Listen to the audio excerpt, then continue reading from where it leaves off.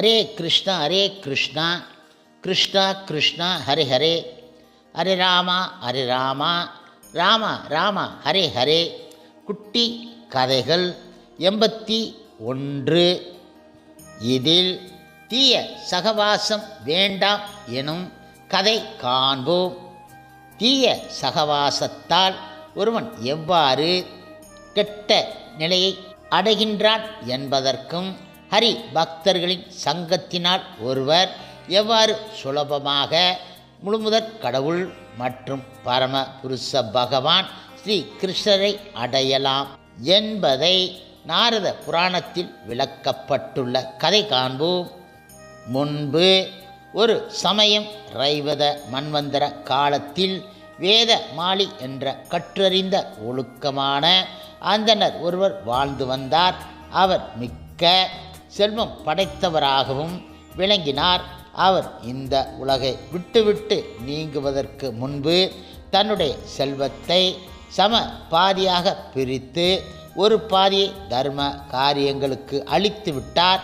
மீதி பாதியை யக்ன மாலி மற்றும் சுமாலி என்ற தனது 2 புத்திரர்களுக்கு பிரித்து கொடுத்து விட்டார். இப்பொழுது சுமாலி அனைத்து விதமான தீய பழக்கங்களுக்கும் அடிமை ஆனவனாக இருந்தான். பாடுவதிலும் இசை கருவிகளை மீட்டுவதிலும் ஆழ்ந்து போய் இருந்தான். மதுவிற்கு அடிமை ஆனவனாகவும், ஒழுக்கம் தவறிய பெண்களால் கவரப்பட்டவனாகவும், அடுத்தவர்களின் மனைவியர் மீது மோகம் கொண்டவன் ஆகவும் இருந்த அவன் தந்தையிடம் இருந்து தான் பெற்ற அனைத்து செல்வத்தையும் இழந்து விட்டான். அனைத்து செல்வத்தையும் இழந்த பின்னும் சுமாலி மற்றவர்களின் செல்வத்தை திருடியேனும் தன்னுடைய தவறான சகவாசங்களை தொடர்ந்து வந்தான். இப்பொழுது சுமாலின் தீய பழக்க வழக்கங்களை கண்ட யக்ன மாலி பெரிதும் துன்புற்றவனாக தன்னுடைய சகோதரன் பாவ வழிகளை விட்டுவிட்டு விலக பெரும் முயற்சி செய்தான். பலமுறை சுமாலியை தீய பழக்க வழக்கங்களில் இருந்து விடுவிக்க யக்ன மாலி செய்த முயற்சியால் கோபம் கொண்ட சுமாலி ஒரு நாள் யக்ன மாலியின் தலைமுடியை கொத்தாக பிடித்து தனது வாளால் அவனை வெட்டி கொள்ள முயன்றான். இதனை கண்ட நகர மக்கள் சுமாலியை தடுத்து நிறுத்தி கோபத்துடன் அவனை கயிற்றால் கட்டிவிட்டார்கள். இருந்தபோதிலும் சுமாலியின் துன்பத்தைக் கண்டு இலகிய மென்மையான உள்ளங்கொண்ட யக்ன மாலி வருத்தம் அடைந்தான். சகோதர உறவினால் மயங்கிய அவன் தன்னுடைய சகோதரனை விடுவிக்க கூறி மக்களை சமாதானம் செய்தான். பின்னர் தன்னிடம் மீதி இருந்த செல்வத்தை 2ஆக பிரித்து ஒரு பகுதியை தனக்கும் மறுபகுதியை சுமாலிக்கும் பிரித்து அளித்தான்.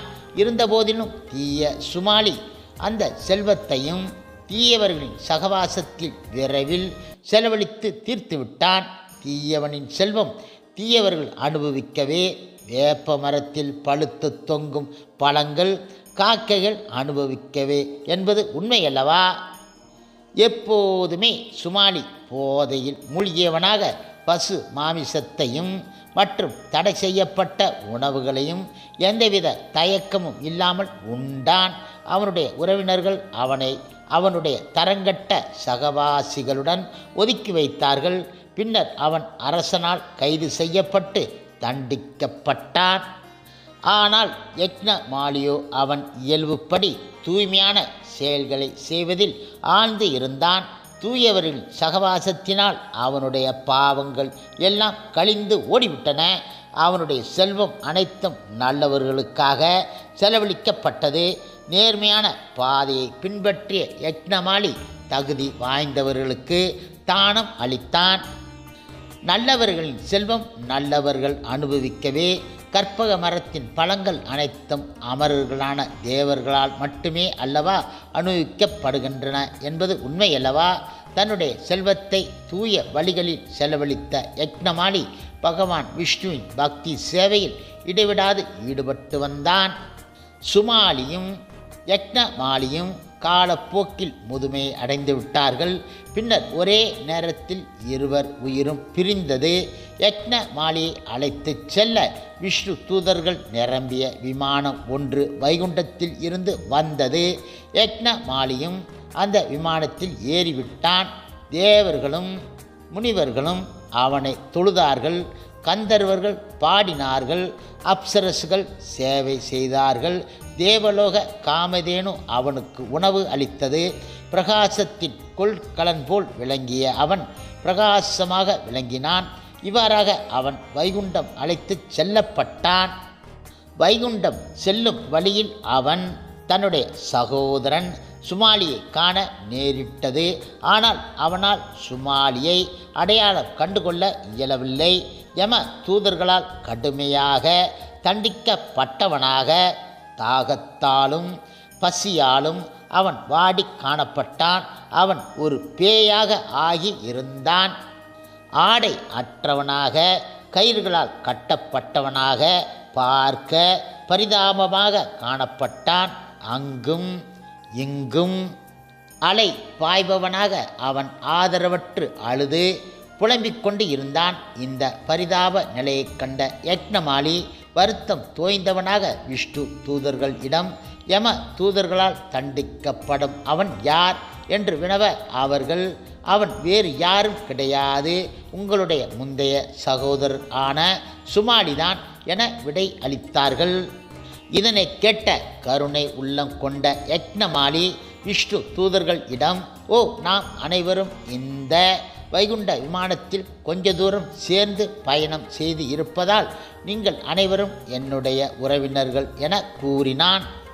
சகவாச நீதியை உணர்ந்தவர்கள் நட்பானது பேசப்பட்ட 7 வார்த்தைகளாலோ அல்லது சேர்ந்து நடந்த 7 அடிகளாலோ உண்டாகின்றது என்பார்கள். நல்லவர்களுடன் நட்பானது அவர்களுடன் 7 வார்த்தைகளை பரிமாறிக்கொள்வதாலோ அல்லது அவர்களுடன் 7 அடிகள் சேர்ந்து நடப்பதாலோ உண்டாகி விடுகின்றது. மிக நல்லவர்களுடன் நட்பானது அவர்களுடன் 3 வார்த்தைகளை பரிமாறிக்கொள்வதாலோ அல்லது அவர்களுடன் 3 அடிகள் சேர்ந்து நடப்பதாலோ உண்டாகி விடுகின்றது. ஆனால் சாதுக்களோ ஒவ்வொரு அடியிலும் நட்பை நிலை நிறுத்துகின்றார்கள் என்பது சாஸ்திர நீதி. ஆகையால் என் மீது கருணை கொண்டு சுமாலி தான் செய்த பாவ விளைவுகளில் இருந்து விடுபட வழி ஒன்று கூறுங்கள் என்றான் அவன். இப்பொழுது யக்ஞ மாலியின் வார்த்தைகளை கேட்ட விஷ்ணு தூதர்கள் புன்னகையுடன், பாக்கியசாலியான யக்ஞ மாலியே, பகவான் நாராயணரின் சேவையில் நீ ஆழ்ந்து இருப்பதால் சுமாலி எவ்வாறு விடுதலை பெறலாம் என்பதை உனக்கு விளக்குகின்றோம்.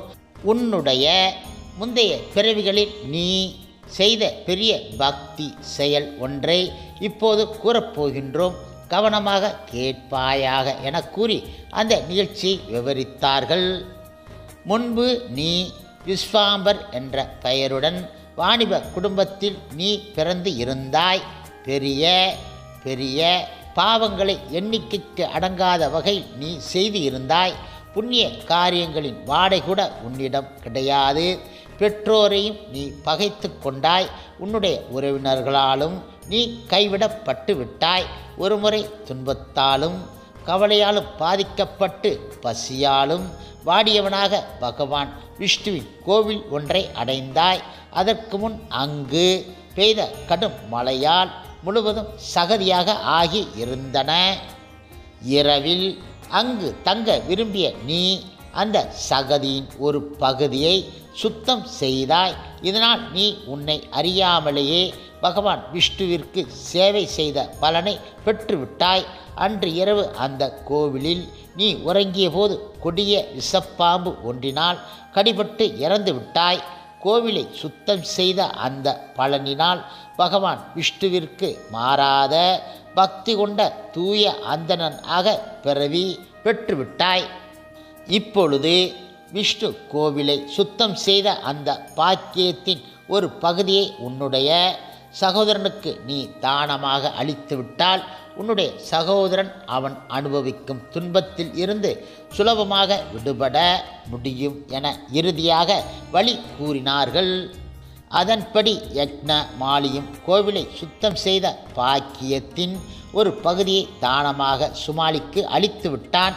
அதன் பலனால் சுமாலியும் அவன் செய்த பாவங்களின் பலன்களில் இருந்து விடுபட்டு விட்டான்.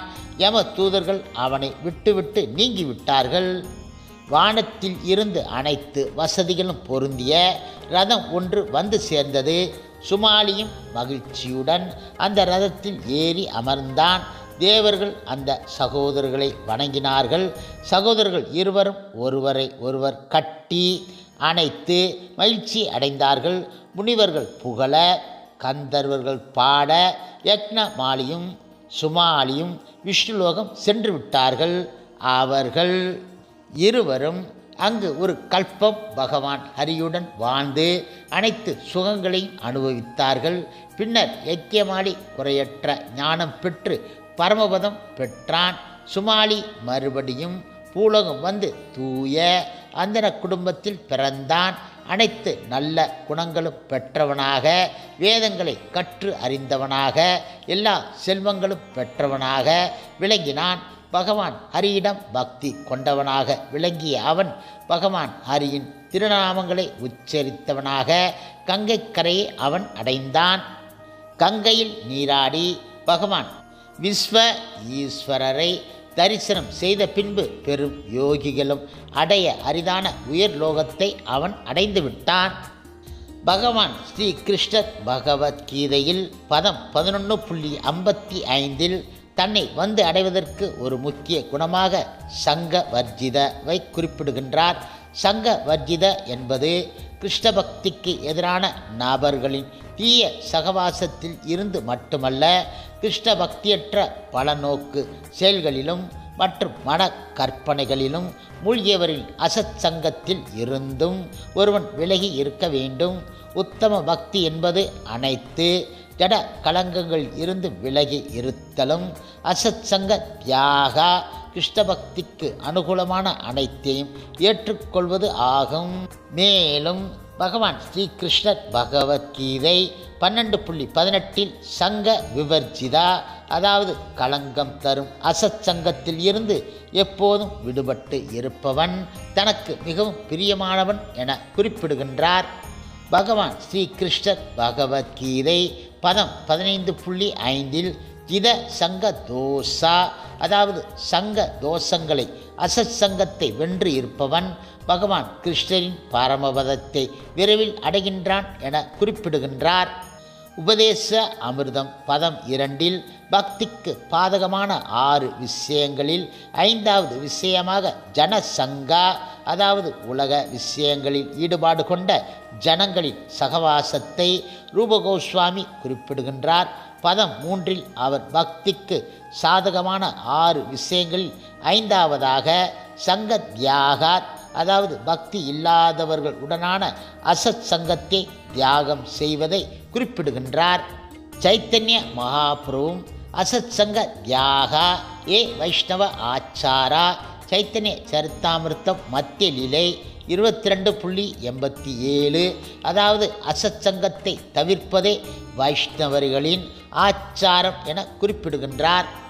ஓ சாது சங்கா, சாது சங்கா சர்வ சாஸ்திர கயா லவ மாத்திர சாது சங்கே சர்வ சித்தி அயா, அதாவது சாது சங்கம் இதுதான் சர்வ சாஸ்திரங்களும் கூறுகின்றன. கணநேர சாது சங்கத்தினால் சகல சித்திகளும் கிடைக்கும். சைத்தன்ய சரித்தாமிர்த்தம் மத்திய லீலை 22.54 என சாது சங்கத்தின் அத்தியாவசியத்தை சைத்தன்ய மகாபிரபு வலியுறுத்துகின்றார்.